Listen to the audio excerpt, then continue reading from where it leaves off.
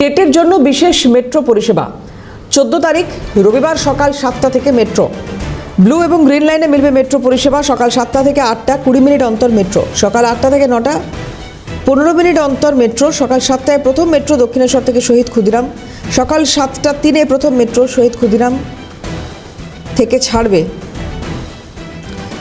সকাল 7টায় হাওড়া ময়দান থেকে সল্টলেক সেক্টর 5-এর জন্য মেট্রো ছাড়বে।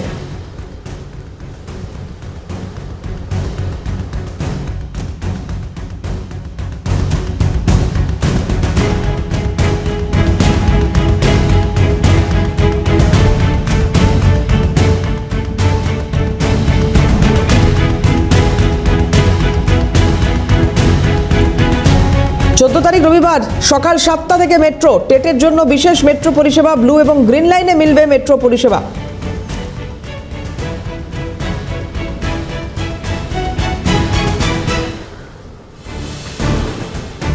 ইন্দ্রনীল ঘোষ আমাদের প্রতিনিধি রয়েছেন টেলিফোনে। ইন্দ্রনীল, কি বলা হচ্ছে মেট্রো কর্তৃপক্ষের তরফে?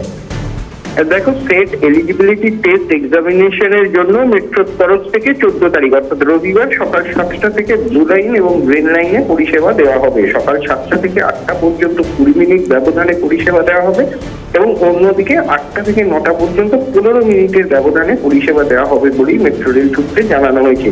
এরই সাথে ব্লু লাইনে প্রথম পরিষেবা দেওয়া হবে দক্ষিণেশ্বর থেকে শহীদ ক্ষুদিরাম পর্যন্ত সকাল 7টায় এবং সকাল 7টা 3 থেকে ক্ষুদিরাম থেকে শহীদ ক্ষুদিরাম থেকে পরিষেবা দেওয়া হবে, এমনটাই কিন্তু মেট্রোর তরফ থেকে জানানো হয়েছে। এরই সাথে হাওড়া ময়দান থেকে সল্টলেক সেক্টর 5 পর্যন্ত যে পরিষেবা সেটিও সকাল 7টা থেকে দেওয়া হবে এবং সকাল 9টার পর থেকে রবিবারে যেমন পরিষেবা থাকে ঠিক তেমনই পরিষেবা থাকবে এবং ব্লু লাইনে 130টা মেট্রো পরিবর্তে 144টি মেট্রো চলবে এবং গ্রিন লাইনে 118টি পরিষেবা দেওয়া হবে 104টি পরিষেবার বদলে, এমনটাই কিন্তু মেট্রো রেল সূত্রে জানানো হয়েছে।